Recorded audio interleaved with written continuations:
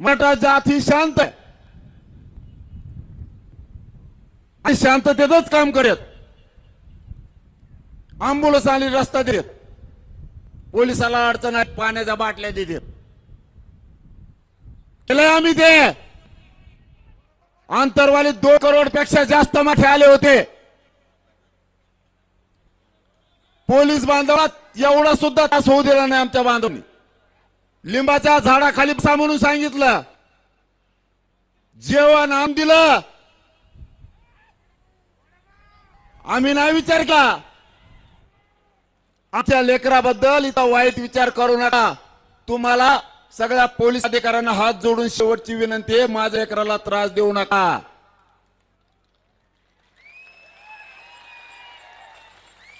आम्हाला माहिती आहे तुम्हाला देवेंद्र फडणवीसांचे आदेश. त्याला मी आहे ना, आरक्षण नाही दिलं ना. जाऊन दे, आता मुंबईत गेलं सांगतो. इथून कशाला आधी पळत होती. पळापळी सुरू झाली, तुम्हाला माहित नाही. दिसतंय फक्त.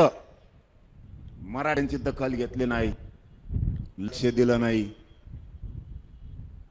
पण आतून अशी फाटली. त्यात काल एक मित्र आलता माझ्याकडे, त्यांनी सांगितलं मला, देव म्हणून मीडियात नाव.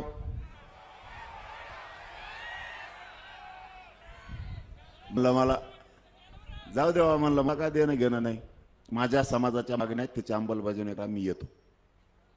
आम्हाला काय मुंबईला पाऊस नाही. माझ्या लेकरा बाळाच्या आयुष्याचा प्रश्न आहे म्हणून मला मुंबईला यायचं.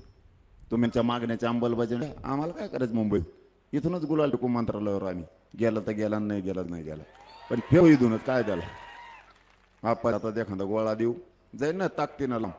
हा, आम्ही इथं फेकू, काय अडचण नाही. द्या, आमच्या मागणीची अंमलबजावणी करा.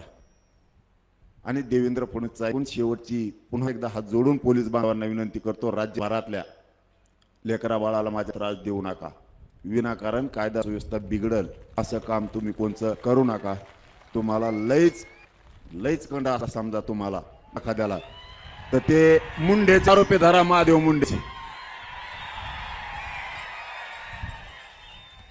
ते दाखवा जरा धरून आम्हाला. मी बीडच्या SP साहेबला माहिती, मी ती सहकार्य करणारा मावशी, त्यांना पक्का माहिती. मी एकदा एखाद्या